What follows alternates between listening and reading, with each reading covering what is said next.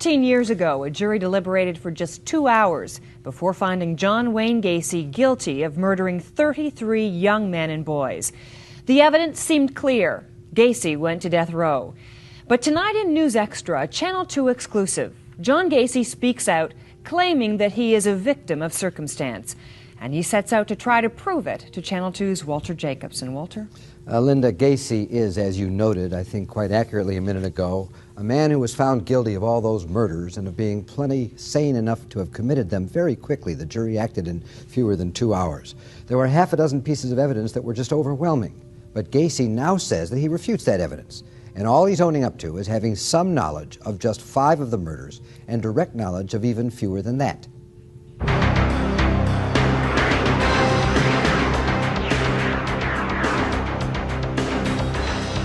If you want to charge me with anything, charge me with complicity in 2 of the murders. Just 2? That's all I know about. That's his story, that he didn't kill anyone.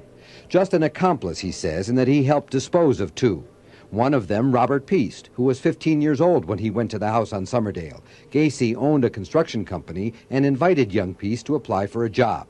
Robert Piest was killed by another individual in my home. How did he get to your home? He was transported to the house by another. How did the other, whoever he was, kill Robert Piest? I believe he was strangled. You were there, right? Not during the crime, but I was there afterwards, and I watched the removal of the body. And what happened to the body afterwards? Was one that was that was body was put into the river? It was taken to the river and dumped in the river. Did you help do that? Yes, I'm in complicity with that. I've always contended. Don't look at me as an innocent babe of the woods. Not for a second would I look at John Gacy as a babe in the woods. He may be admitting now only to being an accomplice. But 13 years ago, when he was arrested, he confessed to almost everything.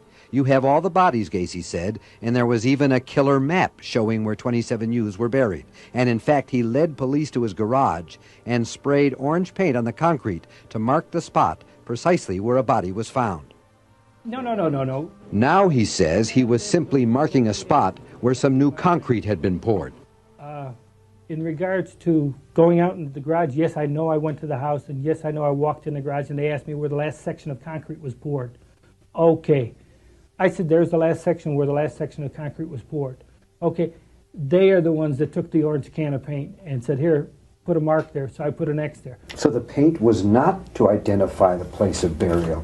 No, it never was. They asked me. But according to authorities who were with Gacy that morning, he made more than just an X on the floor. He sprayed a stick figure with the orange spray can in the garage. Not just a mark, a stick figure showing the orientation of the body. Right underneath that stick figure, exactly where he drew it, pointed in the direction he drew it, was the body of John Butkovich. Yep.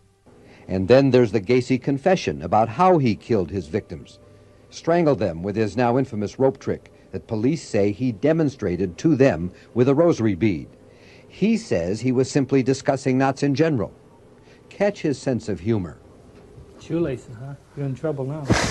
Yeah, right. Aren't you afraid sitting that close to me? What the hell? Oh, this is too long. You don't need it this long. Okay. I had a rosary, which I carried in my pocket. I've always carried a rosary. It was my communion rosary. They said, well, what kind of a knot do you use? I said, what do you mean knot? When I tie things up? I says, depending on what I'm using it for, I said, the only thing I ever learned from Boy Scouts is a tourniquet knot. He said, well, show us what that is. So I took, at that time, and again, it's together, but in order to demonstrate it here, I took the rosary and I said, well, here, you put it around. This is hard trying to do this. Why don't you put your hand out? Okay, here. What I told him, I said, here, all you do is you wrap it around, you put one knot in it. And I said, then you put a second knot in it. Okay? Mm-hmm. I said, then you take a stick and stick it in here, and you just turn this. And I says, it causes a tourniquet. I said, that's the only knot I ever learned. Precisely the kind of knot found on the ropes wrapped around the necks of the victims found under the house on Summerdale. And there was other compelling evidence, including wallets and rings of the victims found in Gacy's home, that leave no doubt whatever he was the killer. But what is it that made him do what he did? A look at the mind of a serial killer tomorrow. Linda and Bill. Walter, thank you. Tonight on News Extra, a portrait of a killer, paintings and diaries that provide a frightening view inside the mind of the worst mass killer in American history, John Wayne Gacy. Tonight, Gacy talks exclusively to our Walter Jacobson and reveals a part of his life that most of us have never seen. Walter? Linda, there are personality traits that are common to mass killers, including arrogance and cunning, and enough cleverness to kill many times without getting caught. John Gacy has all those traits, and then some.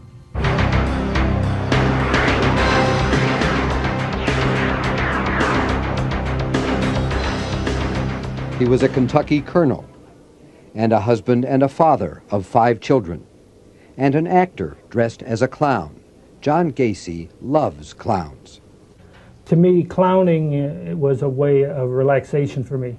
You regressed into childhood, you were able to relax, and you could be goofy if you wanted to, and still you had the facade of your face being covered.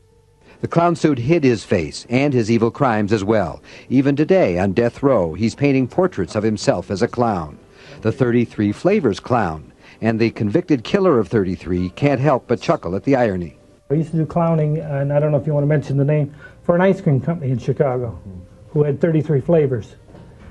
I used to, I'm serious, Bressler Ice Cream Company. I was their contractor and I was also their clown. And Pogo the Clown was the clowning that I did for charity hospital work for the Democratic Party and that. And Pogo the Clown is originally. Pogo comes from being Polish and on the go all the time, so it's Pogo. On the go for Democrats as Norwood Park committeeman. A visit with Rosalind Carter, the First Lady during the Carter administration. Gacy right here is hiding the fact that there are bodies buried under his house. He's the great deceiver. I always felt that service community and community service to others, you know, in my religious background, I felt if you serve other people, it'll come back to serve you. You know, I've always believed that way with generosity. So if he looks for good and he's generous, why'd he kill 33 people? Nobody knows, but the psychiatrists talk about how obsessive and meticulous he is, enough to kill repeatedly and to stack his victims in a careful and ordered manner, like cordwood under his house. Even now, he's obsessed and meticulous with his life. What's your life like? Day to day. I live it day to day. What do you mean? If you want to know what my life is like, I log it every day. For the last 12 years, all you got to do is ask. I can tell you everything. I can tell you the first meal they served me here because I do it daily. What do you do all day? Every phone call, everything that I do, every time an officer's around me is logged. Every movement that I make is in the book here. And he and his lawyers have a log on his victims, too. Everything they did before they were killed. You know, when I tell you I've got background information on it, we took each one of them by, we took each one of the victims, and this is by their names or by their indictment numbers. And what we did with each one of them, we did profile sheets on them. We wanted to know what this kid was into, what his background was. Chicago psychiatrist Daniel Johanna of Northwestern University spent a few hours this week screening the interview. He's very attentive to all details, and so he's sort of, that's the way that he operates. And that's how people like him are able to cover up do these crimes and cover them up, because they are well planned and organized. One thing John Wayne Gacy could not plan was the way he got that way. My dad was domineering in the fact he had a different set of values, but also very stern individual. My dad drank a lot. When he drank a lot, yeah, he was abusive to my mother and to me, but I never swung at my dad because I loved him for what he stood for. Maybe that's where it began to go wrong for John Gacy. He doesn't know, nor does he seem to care. He loses himself in his paintings. Why the skeleton? This was done by request. Somebody requested a skull clown, and mostly the punk rockers and the undergrounders like that stuff there. This is Christ as I see him in myself. And it's monolithic because Christ, to me, is monolithic. He's all things to all people. This here is the Hi-Ho series, and that is self-explanatory. It's the Seven Dwarfs, and they've always stuck to me as a great child painting. And so I've done a series of Hi-Ho series paintings. And this is the 1990 one. This is called Hi-Ho Around the Campfire. It's an original work. Walt Disney is a mentor for me because I've always enjoyed his creativity. And the seven dwarfs, if you actually look at all the faces, they represent the 7 different moods that most people can get into. Moods are important to John Gacy. He has so many of them himself. Angry ones mostly toward his father and his victims, and especially, it seems, toward the victims' families, who are constantly reminding him of his crimes. That one mother that gets on television all the time who thinks I should be given 33 injections, I think she ought to take 33 Valiums and go lay down. She goes on Geraldo show and all these other shows talking about, I think it's Maori, I think is the name. Her Marine son. Her Marine son, if her Marine son was so great, what the hell did he run away from home 12 times? As callous and as cunning as he is, John Wayne Gacy talks about his victims tomorrow at 10. He killed 33 times, 33 families forever changed. Tonight in News Extra, the victims of John Wayne Gacy. For the first time, Gacy is speaking out about the young men who died and the loved ones they left behind. And as you know, he is talking exclusively to Channel 2's Walter Jacobson. Walter? Linda, John Gacy talks about his victims like so many numbers on a scorecard. He seems to have no feelings whatever about them as human beings. But look at this, and you see 33 children who lived and loved and were loved. John Bukovich was 18. Michael Bonin was 17. Randall Reffett, 15. Why them? There's no logical explanation for why them, any of them. Several were runaways from broken homes 14 years ago when John Gacy was preying on families that split apart. Today, in his arrogance, he lectures them. And nowadays, do you realize by 1993 that 50% of the American families will be single-parented? And that shows a breakdown in the church and not being able to hold families together. And for this reason, children run away from home and seek love in other places. And wind up in trouble. That's Gacy's view of things. Kids get in trouble because nobody cares about them. Gacy got in trouble when, after 32 victims, he strangled Robert Piest, an all-American, clean-cut local kid whose disappearance attracted police. Such carelessness is typical of a serial killer. By the time they've committed 10 or 12, they are very, very laid back. By the time they commit 20, 15 or 20, they start getting careless, cavalier. If it sounds familiar, it's because you've heard the experts say it about Jeffrey Dahmer. Gacy dislikes the comparison. What do I think of Jeffrey Dahmer? I don't know the man personally, but I'll tell you this, that's a good example as to why insanity doesn't belong in the courtroom. Because if Jeffrey Dahmer doesn't meet the requirements for insanity, then I'd hate like hell to run into the guy that does. Do you feel Beyond that, I have no comment on Jeffrey Dahmer because I'm not Jeffrey Dahmer. And I would not, whether it's Berkowitz, whether it's Bundy, whether it's Williams, Wayne Williams down in Atlanta, or any of the others, or Charlie Manson. See, I don't comment about other cases for the simple fact is that I wasn't there. Do you feel somewhat of a kinship with some of these people? No, God, I hate that when they put me in the same club with them. That's precisely the club that John Gacy belongs in. And the pain felt by Dahmer's victims is still felt 13 years later by the families of Gacy's victims. When you have a child taken out of your life, it is like a little pieces taken out of your heart. You can never forget it. Everything keeps revolving back to the day when he did this or he did that, and we reminisce. Dolores Nieder, courageous mother, still in the same house on the northwest side of Chicago. 13 years remembering Johnny, who was a Marine and then studying to be an accountant.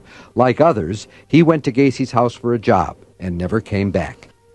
About which John Gacy expresses no remorse whatever. On the contrary, he says he's a victim for being found guilty, the 34th victim, and he says the families are victims because they don't know who the real killer is.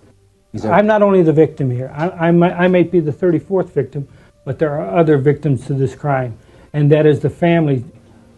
Because if I know that I didn't commit the crime, then I have been given the injustice, and so has the families. And nobody gives a damn about the families. As though he cares, which clearly he does not. And when the families insist that John Gacy pay for his crimes with his life, his real feelings come out. That one mother that gets on television all the time who thinks I should be given 33 injections, I think she ought to take 33 Valiums and go lay down. She goes on Geraldo show and all these other shows talking about, I think it's Maury, I think is the name. Her Marine son. Her Marine son, if her Marine son was so great, what the hell did he run away from home 12 times? Not enough for him to be murdered. I know that. He's also lying. Johnny was not a runaway. And as to Gacy's snide remark about the Valium? Well, Walter, it's hard for me to comprehend that Gacy has the right to say something like that about me because of the fact of what he did. What right has he to Say anything about you at all? Right. Right. John Gacy now faces death by lethal injection.